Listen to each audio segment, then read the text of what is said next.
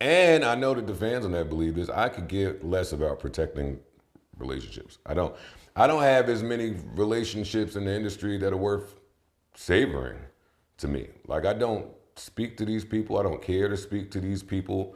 I don't really want to interview people. I don't want people texting me. I don't even want people thinking that we cool enough for me to cater my opinion on air. I give my life to this. You asking me to fuck with really powerful people that I know watch and listen to every word I say. And if not every word, certainly when their name come up. So when you have these people, I'm down. Let me ask you a question. Do you believe Antarctica stops the bottom? That's it. It's nothing after Antarctica. It's nothing after the North Pole. You believe that? I don't understand the question. Antarctica has a wall that stops down. you. Does this stop and does this stop at the bottom? They've proven that it's shit below Antarctica. You believe that? You do say you said half.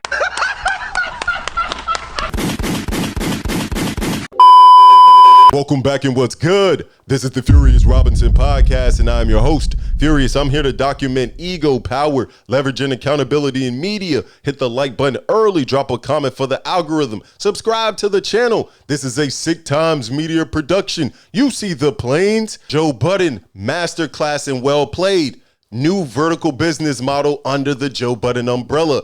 What are they calling it? The JBP Rewind? I like it. They're watching game tape. They're watching film. This is where the cast goes back in time and reviews the pod. I like it, but what popped up first quarter? Whose name got brought into the mix early and on the first episode? Jay-Z. Those are the two they think we scared of the most. They think we scared of Rock Nation. Like, we get our talking points every day from Rock Nation. I feel like I told somebody recently, if you want to get Jay-Z and y'all got him, I'm down. But you have to have him. Like, that's a big fish.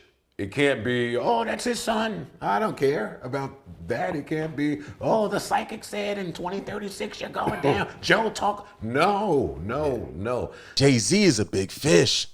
If we really don't have that evidence, I can't really say too much. I'm not going to jump out the window. And I get it. You have to play your cards right. When you're trying to play billionaire games, this is now 2D chess. So respectfully, they can talk about flat earth till they're blue in the face, but when it comes to Jay-Z, everyone is a federal prosecutor. If the earth was round, wouldn't it kind of make more sense to just do that? You're not flying on the outside of the... You on the inside of the earth. So I understand the 30th anniversary of Reasonable Doubt is on the horizon, and all of the Jay-Z stands need those tickets.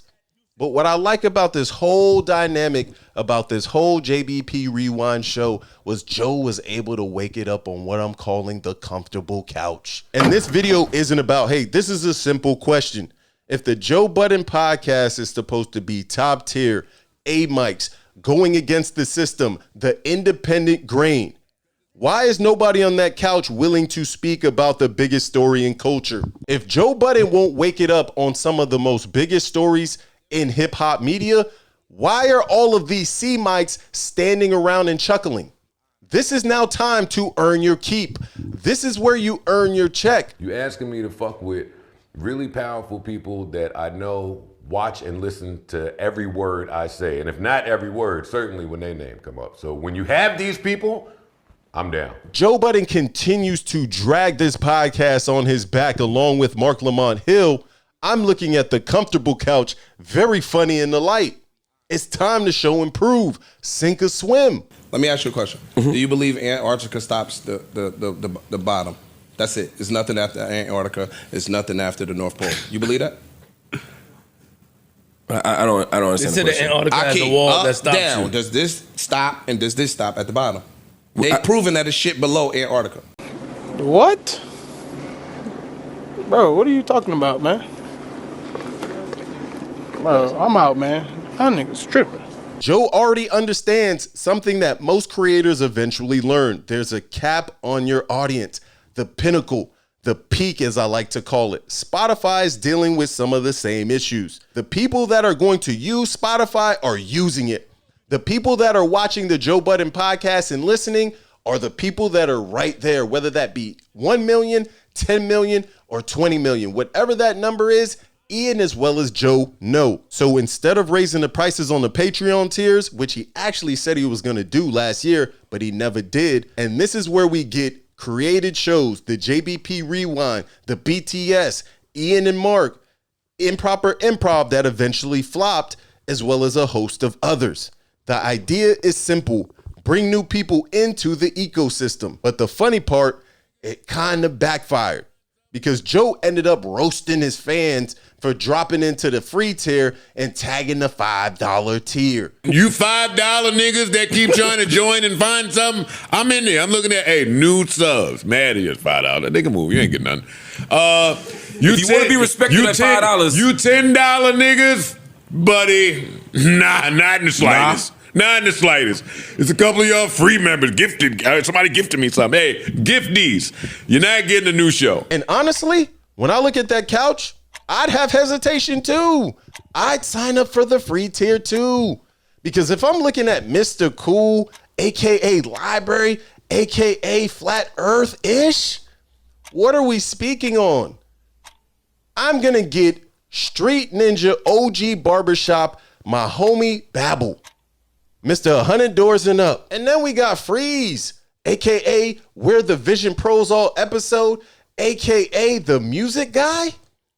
I'm waiting for the strong music take.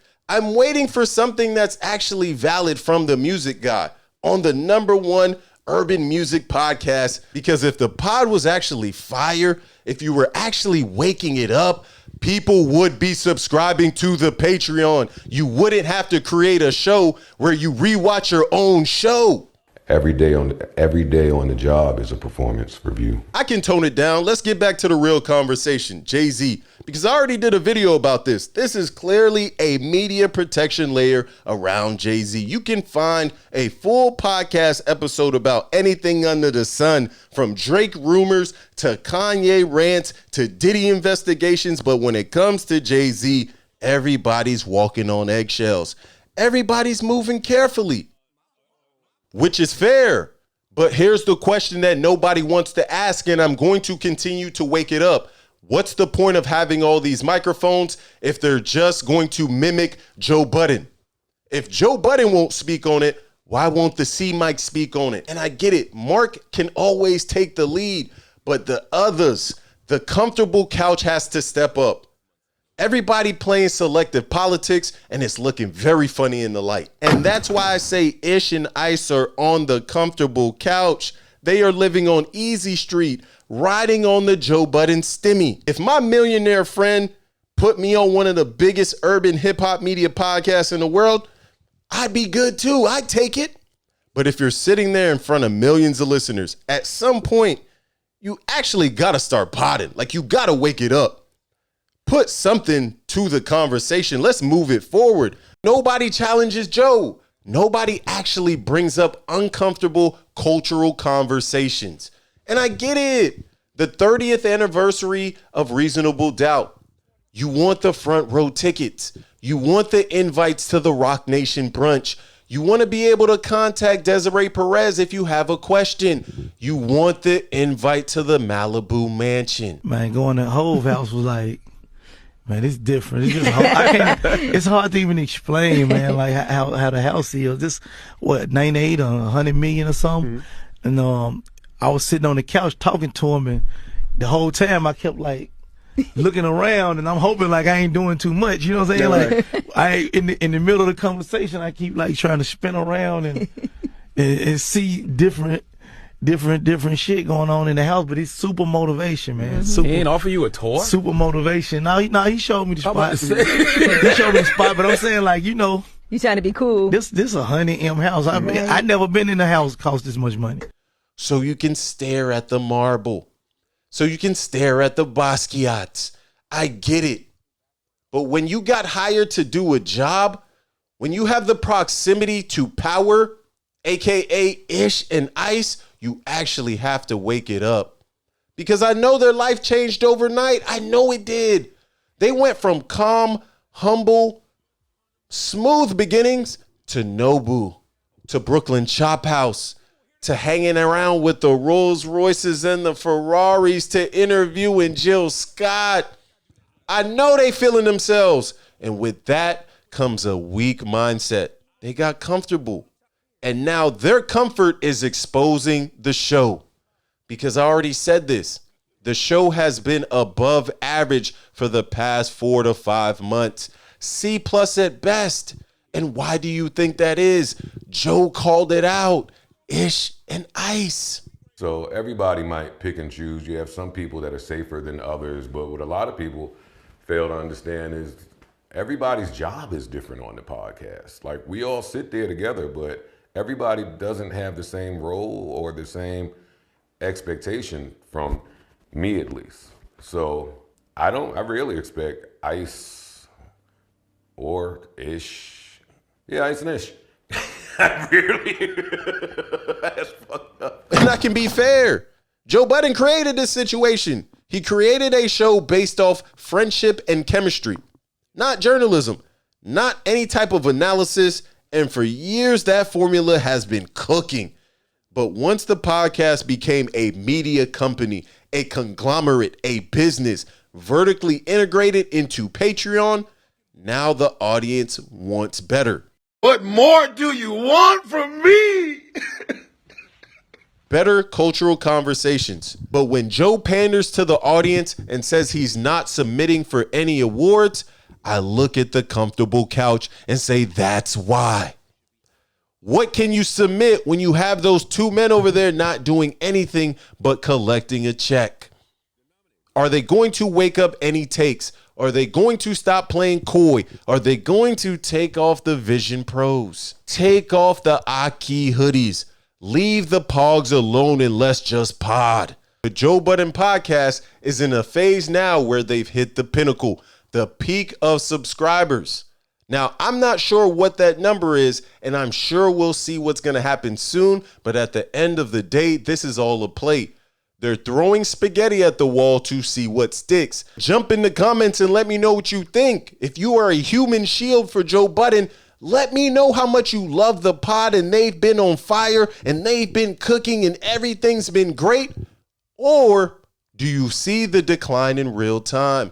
Do you understand that they are potting above average? Hit the like button for the algorithm. Subscribe to the channel. This is the Furious Robinson podcast, a Sick Times media production. Stay dangerous.